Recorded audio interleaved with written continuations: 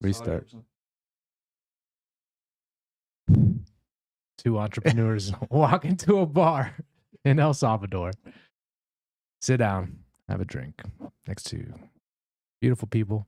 All they do is talk about their projects. And everyone slowly starts to get up and look for other conversation because these two people won't stop talking about their project. So is it live here at Stop and Tea Studios. I can't even talk right now. Welcome. My name is Michael Ruiz.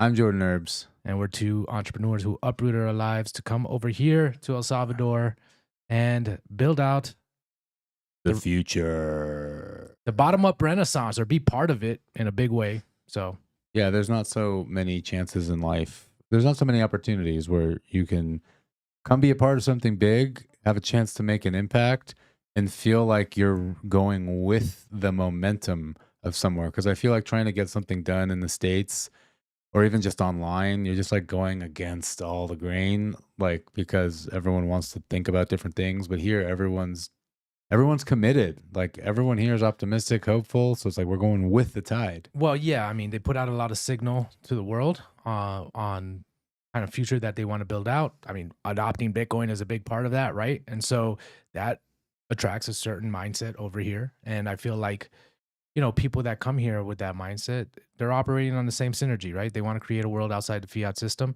And it's easy to get along with people like that as well. And easy to collaborate, and all types of synergy can happen. And that's why I feel like El Salvador has like this magic to it, right? Where your ideas are not only understood, but they're celebrated, and you can find people to act upon them too. And I'm sure there's a good metaphor for what I'm about to say, but I can't come up with it on the spot. But there's also an element of leaving the past behind and dealing with the real life transformations happening. So for example, El Salvador is a very KYC heavy country. Like everywhere you go, we were talking about this morning, pretty much everywhere you go, not everywhere, but you have to show an ID. You have to give them your ID, especially if you pay with credit card, if you want to get a receipt so you can like return something. They're all about that. And it's really weird for us. It's even weirder as Bitcoiners, but like this is part of the past that is coming into the future here. So as we're like building out this new world, there's also these elements of the past world where we're like, oh, not to mention there's a lot of local skepticism towards Bitcoin. Like, what is Bitcoin? You know, why would I want to be paid in it? And why not just do a bank transfer? Why not just pay in cash? So there's all these things where we're in this ripe magical zone, yet there's just like still your hands got to get dirty. Yeah. I mean, there's still a lot of entanglements with the legacy system. That's what I see. And there's still, you know, a lot of the infrastructure that relies on antiquated systems, right? In relation to the possibility of a Bitcoin world and what that offers, a more decentralized future, right? It's very noticeable that there's still, you know, the tentacles of the legacy and corporate system here for sure. And we don't know where it will go either. There's no guarantee where the utopia we all dream about is gonna happen. But that's why we're here, to put our energy towards, let's give it the best odds that it can get. Let's all work towards this, because if it's gonna happen anywhere, it's here. Yeah. So yeah, I see it as a window of opportunity. I think the really big draw here is two things. There's President Bukele and his vision and his ability to get things done, right? That breed a lot of confidence in a leader. And two, the regulatory structure which they've built around Bitcoin allows for Bitcoin builders to come here and build the tools necessary for a circular economy, test it out in real time, and actually, build stuff where we can use Bitcoin as a currency. Yeah. And like we were mentioning yesterday in the car, there's this big new development down by the beach. It's like a big strip mall. And it's like cool in one perspective to see the development happening. Like, oh, now this whole area is going to have a grocery store because it doesn't have a big grocery store.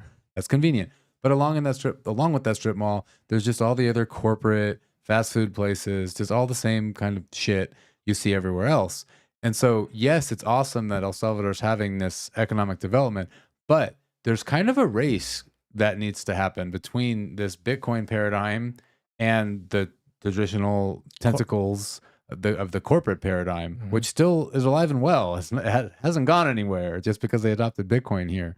And so for me, I had this thing in my mind, like, oh, because Bitcoin's being adopted, blah, blah, blah, it's going towards a more wholesome future. But that is not the case. And nor would it logically be the case. Or this thing just takes decades before we see all those elements of society, I guess, heal from where we're coming from. The fiat paradigm. Yeah. I mean, how long does it take to heal from the fiat paradigm? This is just an example. We're in the thick of the transformation, yet they're still building more Pizza Huts. Yeah. Well, it's I think about it, and personally, I think it's going to take people who want to see a world built outside the fiat paradigm with more of a low time preference, build things that are beautiful, sustainable, in harmony with not only nature but humanity as well. You know, like at least here again, the green light has been given to come here and build out those projects, right? And so, we have a window of opportunity here to do it. And yeah, the major corporations are here as well. El Salvador's open for business. There's a huge boom happening here with all the Salvadorans coming back from the United States back home because it's safe. And so naturally, you're going to have a lot of elements of the fiat system here. But Bitcoiners can come here and they can start building out systems that are parallel to that, right? And so that's where I'm putting my energy towards, right? Attracting people who want to build a better world than what the fiat system offers. I think that's what Sovereignty Studios is doing as well, looking to empower those people through media. And so, you know, we'll see how the future shapes up, but we have an opportunity and I'm not going to miss it. I'm not going to miss the opportunity to participate in a possible renaissance that could reorient the world or at least inspire a lot of places around the world. Likewise, definitely. Well, that's why we're here, because we don't want to miss the opportunity. I Yep. look at it like too, when the gold rush was happening in California, how does the saying go? The real wealth was built by selling shovels, right? Yeah. Not going to look for gold, but sell shovels. So I mentioned Pizza Hut. There's a great opportunity for the right entrepreneurs to come here and start more health food stores, for Exactly. example. And especially if importation laws become less strict and the country starts to open up more, this will become more feasible to do. Because right now there are some health food stores, but they're not really targeted at, they're kind of just broad. They're just like, oh, that place. But there's no real like problem they solve aside from importing some certain products. You know what? What would you say is the difference here between, or what would you say is a direction that you would look for to see that this is shaping up, El Salvador is shaping up and evolving more so on a Bitcoin standards and the values that come from that than on a fiat standard? Is it like, independent entrepreneurs building out services that actually go to bettering humanity? Sure. I mean, and there's an aspect of just a very like material aspect of the businesses accepting Bitcoin and saving in Bitcoin are one day going to definitely reap the rewards of that. Bitcoin moons, you got all this extra money, you can expand your business, you're going to have more influence. So there is that aspect of it. And you don't have to be a Bitcoin entrepreneur, you just have to be an entrepreneur accepting Bitcoin. So I think that is a big aspect of it. Like there needs to be a mindset of looking towards the future to just do things the right way. And so I guess what I'm trying to say is, so then Pizza Hut doesn't fit that bill. Pizza Hut might even accept Bitcoin. I mean, the funny part is like here you go to Walmart or you go to the big grocery store chain. There's only one, Super Selectos. You can pay with Bitcoin, and they don't. I don't think they even KYC you at those places. But like you can pay with Bitcoin. That doesn't mean that they're like looking towards the future and trying to build a better El Salvador. They're big So corporations. what's the difference then between a business that is looking towards the future versus one that's in the fiat paradigm? So my health food store example was that is like the local culture, the past paradigm that we're coming out of doesn't care about health. Seed oils in the food, like whatever, you name it, they don't care. Blue, like bright fluorescent lights everywhere.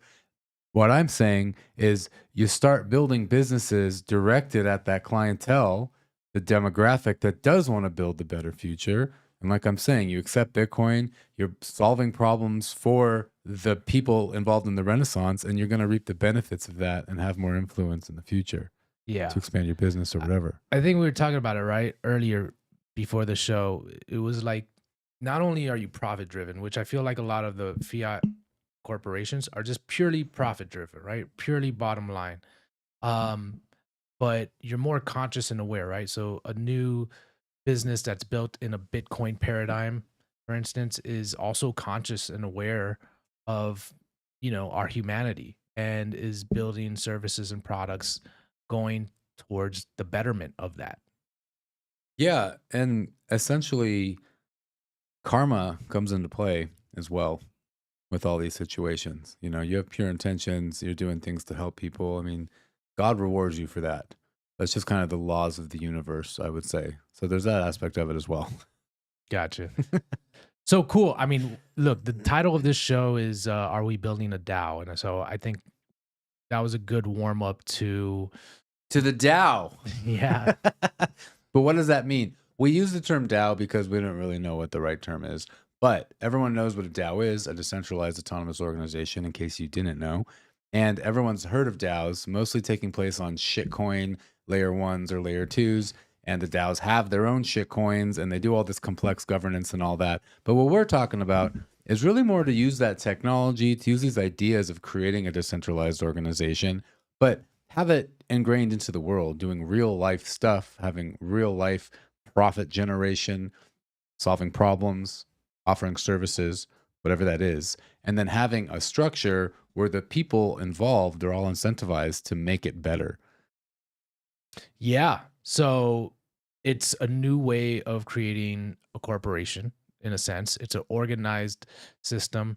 And one of the things that I think we could do to really like just kind of break down what this is evolving to, because Jordan and I, we had this idea from the beginning, and we were trying to structure what we were building here at Sovereignty Studios in a way that was decentralized, and in a way where there was some sort of revenue profit sharing scheme, and in a way where it created the incentives to cooperate and collaborate. So we both have some backgrounds with an interest in DAOs. And so it's always been on our radar. And now, as we build out Sovereignty Studios, um, it's starting, a lot of those concepts from, the DAOs are starting to come into place as to how we structure things here. And that's what's interesting. And I think, like, if we break down Balaji's book, right, The Network State, I think that would provide a lot of fuel for conversation to explain more about the elements of what we're doing. Sure. I think a little more backstory though. We're building a company here. We're a startup. You definitely say we're a startup, but we're in this new environment of El Salvador with different conditions. For example, there's a legal framework here to tokenize your stocks, your securities. So all that technology that shitcoins have used for scams can actually be used here to just make a more efficient format of, what do we call it? The value that is distributed to participants, to provers of work within an organization.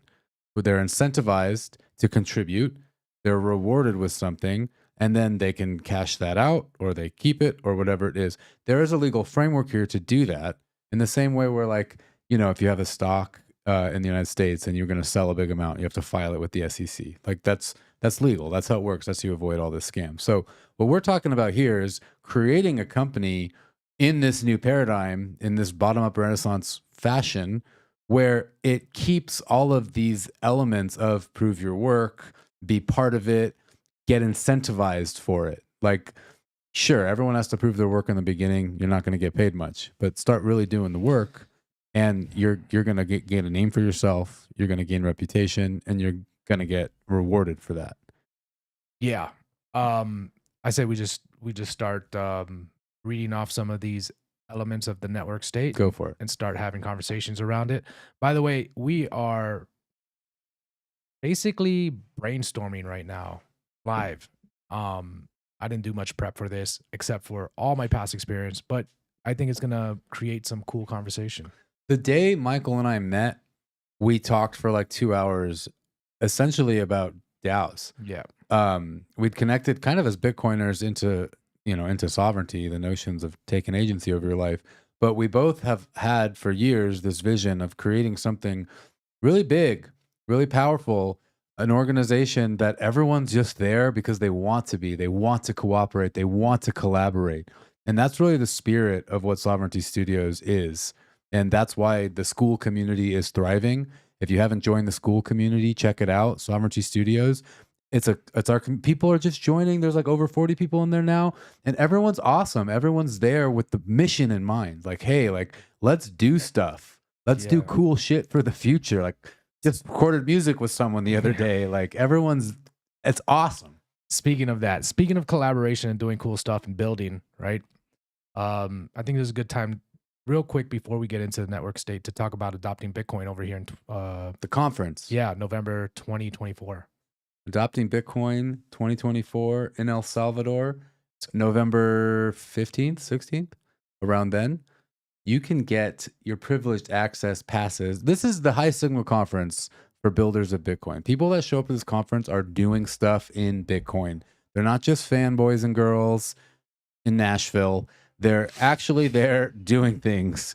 So you're guaranteed to rub elbows with people. If you're trying to build in Bitcoin or you are building Bitcoin, this is the conference you go to. Would Trump go to a thing like this? From what Max Kaiser is saying on Twitter lately, no, Trump will definitely not be there. Okay.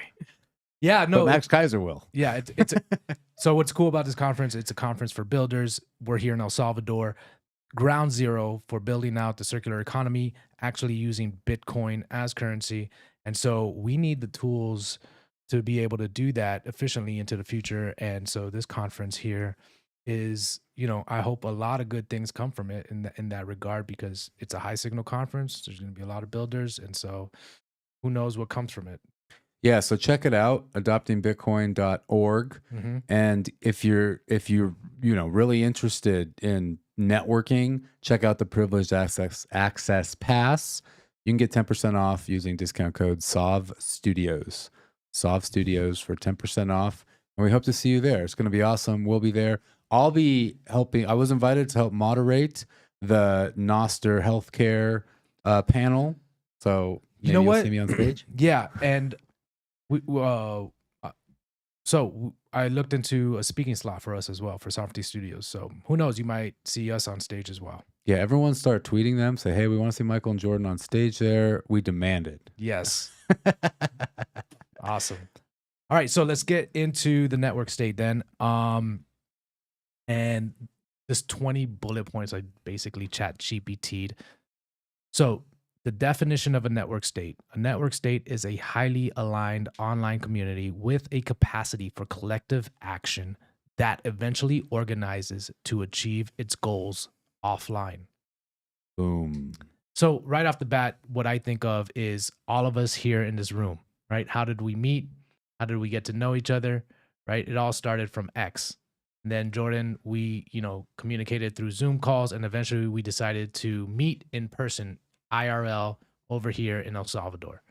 And, with online technologies, with communication technologies, we are able to now find people who resonate with us on a very deep level, right? By sharing what's important to us through social media or through whatever media platforms there are.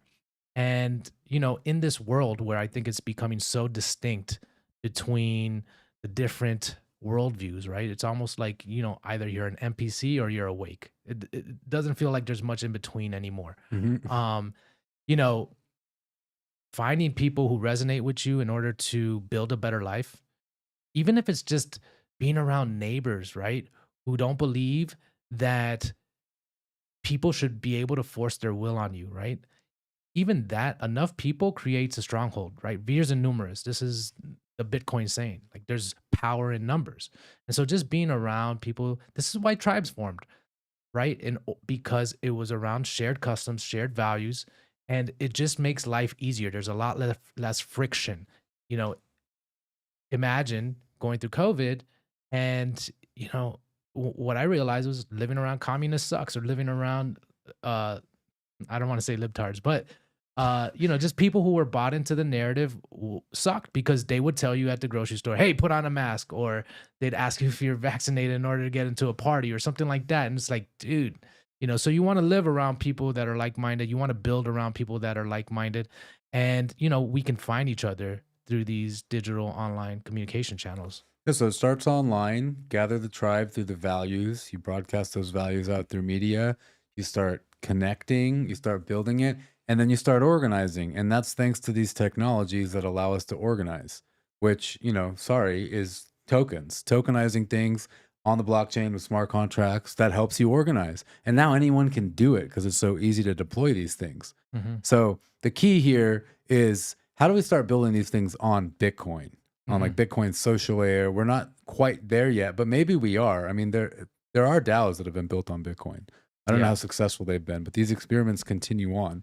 So, but the point is this technology can help us organize online, and then eventually that grounds into something real. And here we are.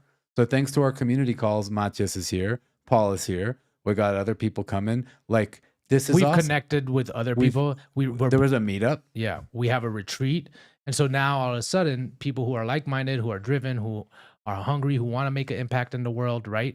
Because I realized, just putting this retreat together, how important it is to have people with a similar vision, all aligned with some goals, because there's no way I could pull this off on my own, or you, Jordan, or Paul. Like, it takes a team to really have an impact. And when that team is all aligned in their worldview, in their values, in their principles, in their work ethic, you know, there's so much potential there to be unleashed. And when you get more and more people working towards the same goals with a shared mission, there's no fucking stopping us. Yeah. It's like the more fires you throw, the more sticks you throw into a fire, the brighter that shit burns, and soon you can't stop it. Yep. And like that's what's happening here, I feel like. The more Yeah. people that Well, get involved, and I think that's a big deal. Is like, a DAO is more than just a profit driven organization. It also has a mission attached to it. Like, there's something that binds the people in the DAO, right? They're there because of what the organization is striving to do. And I think that's a big component of it. yeah. And I would say, just I think there are a lot of OG, what do I call them? Crypto cypherpunks or whatever, that would say DAOs are meant to be subversive. They need to be more anonymous for that reason because they can get powerful thanks to this technology. They can be wealthy. They can have a shit ton of money in the treasury. They can get a lot of stuff done. So much so that you would be targeted if you weren't anonymous. So what we're talking about though is not to create anything like subversive. I mean, maybe subversive in the sense like, hey, like we're done with the fiat paradigm. We're doing things in a new way, but still a company, still something registered with the government, still like providing a service, like a business, that kind of thing. So I just wanted to acknowledge that for any OGs out there that are like, yeah, DAOs need to be that. Like, we hear you loud and clear. What we're talking about is just using this kind of framework to build a community company. Yeah, basically. Yeah, basically. I mean, I sent Matthias a sheet on the DAO the other day that talks a little bit about that, but um, about how community gets involved in the actual forwarding of the mission. And again, it's not a subversive. The mission could be building a world based on a Bitcoin standard, right? And that's what the DAO does. And for us, it's kind of the service that we provide, and we do it by empowering individuals through media. That's what Sovereignty Studios does in order to build out this, this world that, yeah, just built out on the Bitcoin standards and all the aspects that come along with that. I would say the other difference between what we're building and an actual DAO is we still have a bit of a hierarchy in the structure similar to a corporation because I think that's just necessary to get stuff done. Yeah. You need leadership. There needs to be stepping stones to getting to leadership. You got to prove yourself, blah, blah, blah, blah, blah. And so in a typical DAO, it would be like, well, so much of the technology is so powerful that thousands and thousands of people could place their vote on a proposal and then unlock the funds to do that thing. When for us, it's like, no, well, we're still looking at it like decisions come from just a few people at the top that are making the decisions. And I don't know, will it flatten out eventually, or I, would it continue like that? We don't know. who knows? Yeah. Um, but yeah, I think another aspect of the DAO is, you know, incentivizing people to do stuff to further whatever it is that the DAO is doing. And what's super dope about that is doing stuff is the stuff everyone wants to do anyway. So you come to this place where you can do the stuff, get rewarded for it because you're incentivized by the DAO itself. And then you're building a network, you're building a reputation, you're getting rewarded for it, and you're doing what you wanted to do. Yeah, it's so this is from the network state as well, or the notes from the network state, right? Like a DAO emphasizes the empowerment of individuals who prioritize. Um, well, I'll just stop there. ChatGPT goes through these like weird things. Has ChatGPT read the network state? Well, I thought it did, but you know what? ChatGPT has been.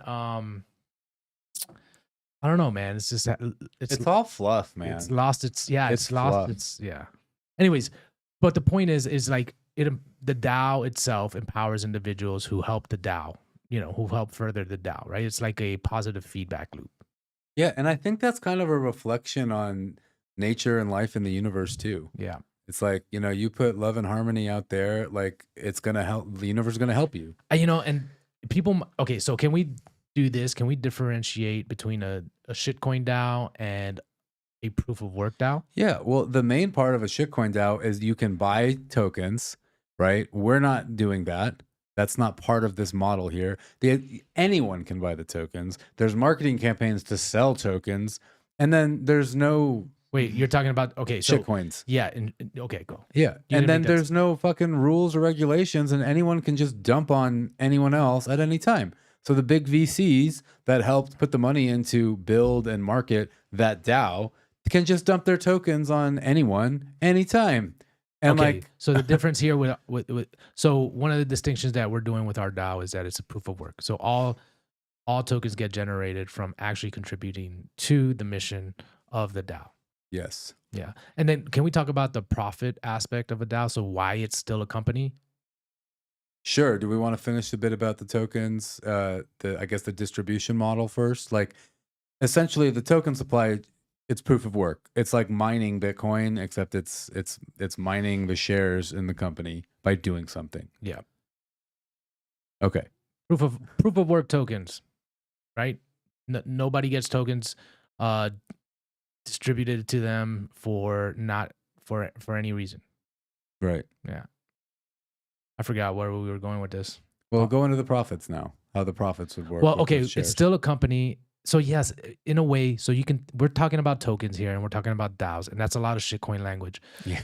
But really in a lot of ways, this is just, creating shares in a company, right?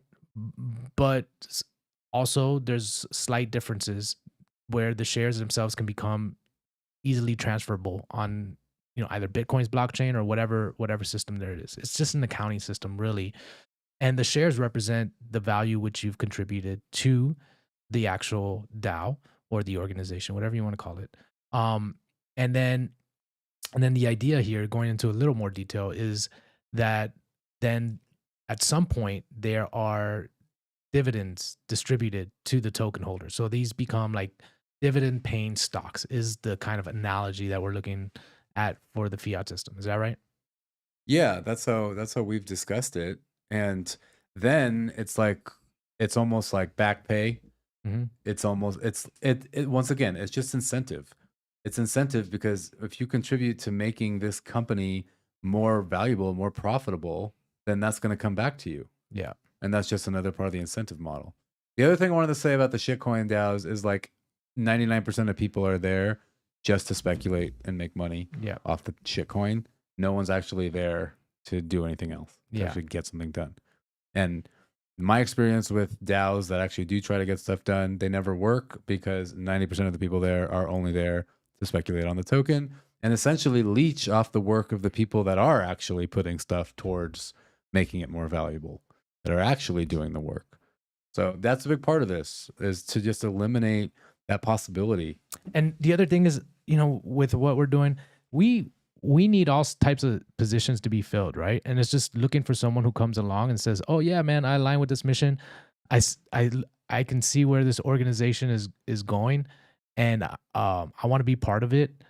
And particularly in the beginning phases of this, right, where we're not generating a profit, right? They could still contribute by gaining shares, sovereign shares in the DAO.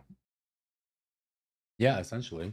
Yeah, so they just get paid by shares, and they're speculating there on the future. So now they have a vested interest in the future prosperity of Sovereignty Studios, because then their token shares or sovereign shares, which represent dividends, uh, pay out all the way in perpetuity to the future.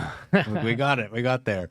I think a big part of that aspect of it, however it's going to work, is that the folks showing up to build with Sovereignty Studios are doing it because they want to, are doing it because they believe in the mission, are doing it because they want to be part of something bigger, and the the dividend paying stocks that come from it are just icing on the cake.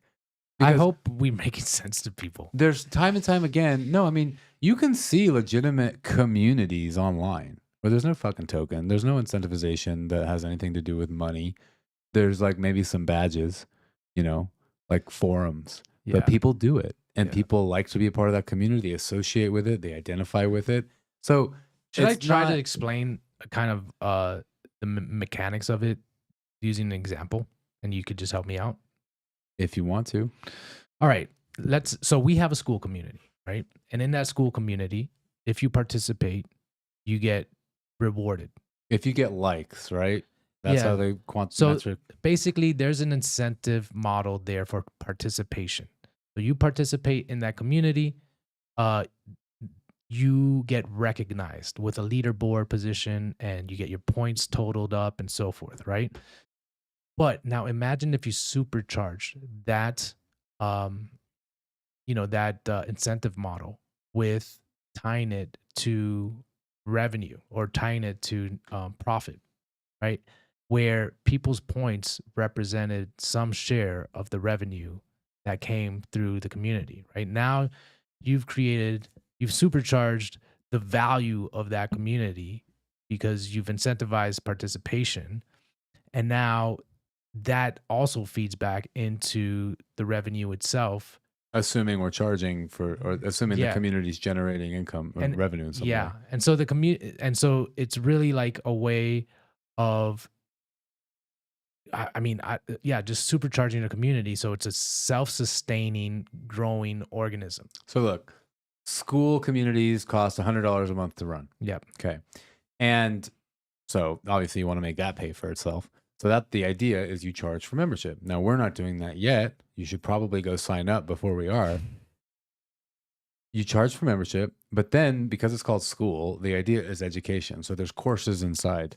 And then maybe you have to level up to access a certain course, or maybe by taking a course, you level up. And that means you can make a business. If it costs $20 to join the community, and then you can pay off that $100 per month fee, and then anything past that with new people that join, $20 a month, is revenue, income. And boom, that's money. But why would someone want to join the community? Sure, there's some courses, but what's the true value of a community? Well, it's community. So what need you see to be like, hey, I want to be part of this? Activity. People fucking talking in the fucking community. How many times do you go to some coach's community or whatever, and there's just no activity, there's nothing happening, or a Discord and nothing's happening because it's just not active. Mm-hmm. But if people are there and they're providing value and they're incentivized to get you to like their posts and to comment on their posts, because then they go up on the leaderboard and they're going to get a payout, then people that are not paying yet will see the sneak preview and be like, oh, cool, there's a lot going on here. There's value here. There's activity here. I can network here. I can make friends here. I can find opportunity here. I'll pay that $20 a month easy.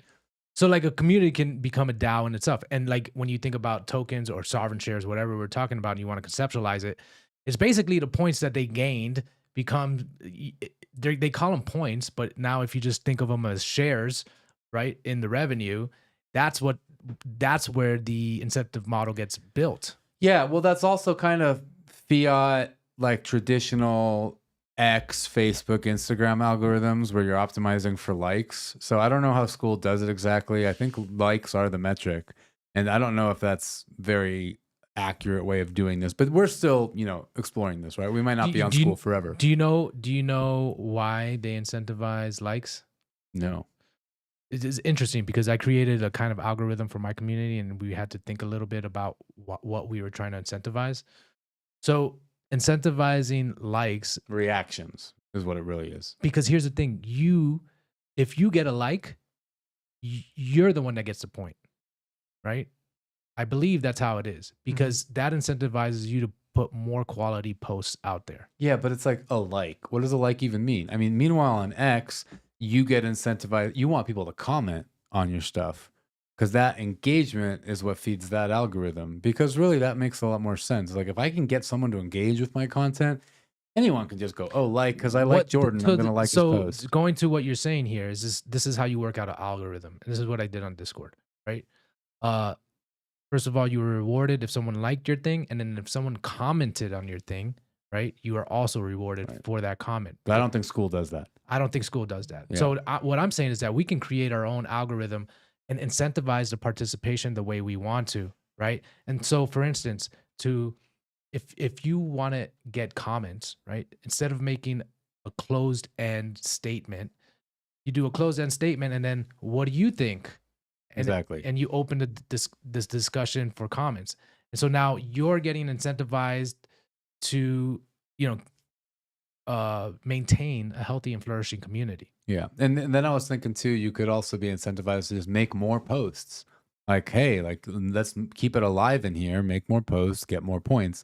Then you realize then you could just be spamming anything. And that's why there's a like. So if it's a good post, someone likes it, okay, that actually is a metric for quality. Yeah. It's a way to actually measure quality. I hope our listeners aren't like spinning around in circles right now as far as like, well, they're free to click away. Yeah. Maybe we should organize these dots a little bit more. Well, what's next on the list? Makes it a little bit more presentable. Yeah, let's see. You know what? I should have even read these beforehand. I read like the first two and I was like, oh, this is perfect. The process of building a network state starts small, with like-minded individuals. Okay. The process of building a network state starts small, with like-minded individuals gradually gaining resources, land, and recognition. Land. That's where this gets really cool. I imagine, well, you know how we're saying this is something we still have to figure out and explore. And speaking of getting engagement with comments, if you have any ideas for this DAO we're building, leave a comment. Let us know what you're thinking. In the community would probably be best, but Twitter's also cool. But imagine we want to buy land one day. Okay, so maybe we'll be making so much money that it will be easy, right? Oh, we have the money. Or maybe the land becomes a new project. We're going to start the official retreat center, whatever. And like any other startup, you need an influx of capital to do that. And so then figuring out the mechanism to where we can accept, the treasury can accept an influx of capital from the right mission-aligned investor that wants to be part of it and also prove the work.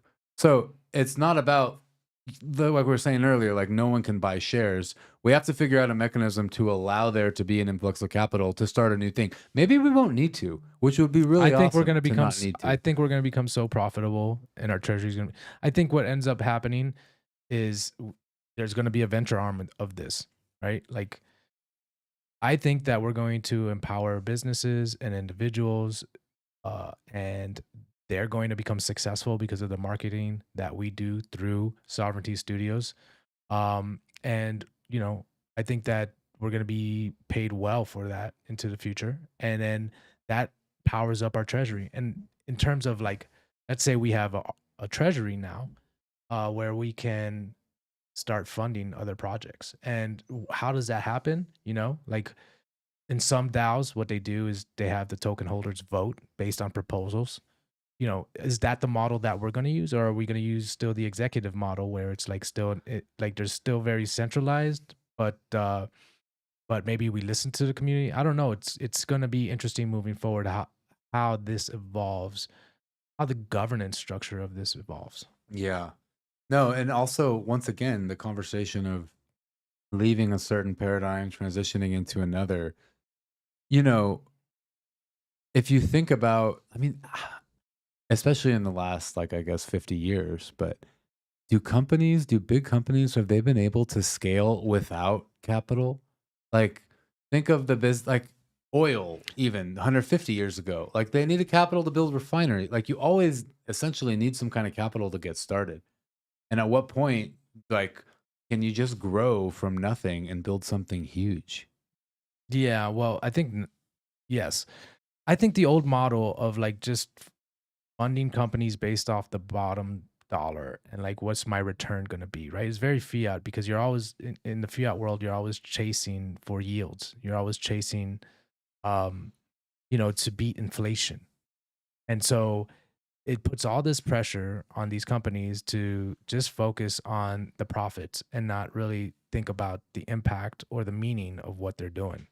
And so I think that model is going to change. Now we talk about how long does it take for like, the effects of the world moving towards a Bitcoin standard to actually come to fruition. And we're starting to realize, hey, it could take 10, 20, 30, I don't know, 100 years. And so as Bitcoiners, we hope and we wish that it happens within our lifetime, but it might be a slow progression, right? But in this new paradigm we're moving towards, I think it's much more focused on low time preference desires versus just pure profit. You know what else is interesting to think about? As I mentioned earlier, businesses that accept and save in Bitcoin are going to reap the benefits later. Hmm. Hopefully, we all believe that in here. That's kind of what happens with the treasury as well. We start making money, the treasury is making money, saving in Bitcoin. One day Bitcoin moons. Oh, well, we don't need an investor anymore. The treasury Exactly. can handle it. So what's really important in my perspective for this DAO is that it becomes profitable, right? That we actually make money um, carrying out the mission. It's important because it's how we continue to fuel the um the work that's necessary to grow. You got to provide value to the world. And you got to provide value to the world. That's Free markets 101. right. That's what I learned in college. Yeah, you have to provide. Okay, and so it's going to be really important to be profitable, and then I think that we figure out the details as we go. But I always shy away from taking in money Totally. because then you have other people's expectations and interests involved. If we can grow this from the bottom up without taking investor money Be amazing. and just build it through proof of work and Bitcoin's appreciation And a strong community. and a strong community, that would be fantastic. Yeah, I would definitely say we share that vision, that dream. Yeah. And if it is investors' money that we take, there should be criteria where they've been a part of the community for a certain amount of time. It's just not some stranger's money. Yeah, when I think of like the whole investor situation, it's like imagine, okay, there's someone that has been in the community, they've been, and we get to know them, whatever. And then suddenly they're like, I've always had this dream. I can't do it alone. I have the money, but I have no idea. I would never do it without this community. I want to be a big part of it, but I need help and I can fund it. So it's almost like then a new arm of Sovereignty Studios is created thanks to that. Sovereign Ventures. That's kind of that's kind of how I see it, is because let's face it, a lot of these Bitcoiners are going to have a fuck ton of money sometime soon if they don't already, and they want to do something big for the world, but they can't. Maybe they can do it alone, but they're not about to try. That's where our messaging needs to go, in my opinion, because what we're doing is we're building a platform for collaboration, and where everyone's incentivized, where everyone is self-interest is in the well-being of the community members as well. Yeah, and it's like we talked about this before too. When you no longer have to even think about not only like your livelihood, how am I going to get by, but you're also set on wealth for your life, your kid's life, because you've got a few Bitcoin, you got in at the right time. Like, what's next? Like that age-old question is, if you were rich and you never had to work another day in your life, what would you do today? Well, that is your passion, or whatever they say. Like, How many people are entering that scenario here? How many people are already in that scenario and can't find purpose or don't know how to discover purpose and don't know where to go? Dude, But they share these values because they're Bitcoiners. if that's you, join our school community, join our community calls. Let's talk. We talk about what we're doing, what projects we want to work on, and that's what this is going to become, a platform for, people who want to have an impact in the world. They have some capital to do it, Or not. or people that want to join a team or be part of something that's meaningful in this world, right? To find other people, right? Maybe it's where teams are formed that Yeah. build out the new paradigm, build out a world built based on a Bitcoin standard, right? Like, I was just thinking about these houses that we're living in right now, and how the only appeal to living here, right, is the nature around us, because these houses are cookie cutter, no personality. They remind me boxes, yeah, like it's like the modern Soviet style block house, but the nature around here is just beautiful and makes it it kind of hides the blandness of living in a suburb like this where it's just cookie cutter. But I was thinking how much better this area could have been if they built these houses with low time preference and for beauty and for maximizing human joy, right? And like, imagine living in this amazing, like, eco village nestled in the mountains of El Salvador. Yeah, well, the Bitcoiner side of things would have to build that. Yes, that's what I mean. These corporate contractors aren't going to do that. But that's what I mean. And that's the kind of projects that Sovereignty Studios should support. That's some next level shit. Yeah. Some low time preference housing development, eco village. Yeah, dude. And so we provide the media, we provide the platform to already form the community online beforehand. And it's almost like you already have a waiting list of people that would buy in to live there. Yeah. Everyone's like, yes, please. And that's where Sovereignty Studios, that's where our power comes in, is in the media and the marketing. And we can take your dream to build out a world based on a Bitcoin standard to another level. Mm. Is that a good place? Is that a good place to close off? That was almost perfect. Actually, I think it was perfect. That's why I said cut. Matt, what's going on back there? All right, ladies and gentlemen. Okay, so we'll close it off. Thank you for listening in. Join the school community. How long have we been going? 47 minutes. Okay. Yeah, I mean, I feel like that was a really good closing point. We probably could have made a lot more points. But honestly, if you have something to say about all of this, let's hear it. Come talk to us in the school community. Okay, well, look, let's not go just yet. Let's get the community manager here on the mic. Yeah. Paul is our community manager. Paul, what's up? Any thoughts from all the conversation we've had? Was it hard to follow? I'm somewhat familiar with these concepts, so for me, not so much, but I could definitely understand if a general listener was confused and Gotcha. Just trying to wrap their head around the DAO concept. What do you think about the idea of, community, building a community online and then bringing it offline? Yeah, I think it's what's been built here in El Salvador. I stumbled upon you guys, Jordan and Mike, online. It's how I met Will with Perpetual Playa. And then, joining forces in person has been amazing. And that's how we're in the same room today. Shout out to the businesses that are building on a Bitcoin standard here in El Salvador. Like one I really like, and I've been going to more lately in San Salvador, is Yet Tunal Groceries. They do everything organic. They take Bitcoin too. They take Bitcoin, small batch. They're really trying to build out regenerative agriculture. Same with Beef Back Better and the number of vendors at the Bitcoin farmers market. Another big reason why I decided to move to El Salvador is the community in that regard. Awesome. Building out agriculture. And yeah, I think it's a must. If we want to get away from the fiat paradigm, we need like-minded people coming to El Salvador to build and work together and defeat the globalist agenda. Because if not, we're toast. Okay, way to add a fear element to that. That's some urgency. Some urgency right there, people. Remember that they're vultures out in the world trying to get you. I think a sense of urgency is paramount. I'm not here to be a fear or doom and gloom guy, but there's a timer on some of this stuff. Like I said, we got a window of opportunity over here in El Salvador to build something amazing. People, come join our school community. Yes. Yeah, baby. See you next time. Take care. Peace. Adios.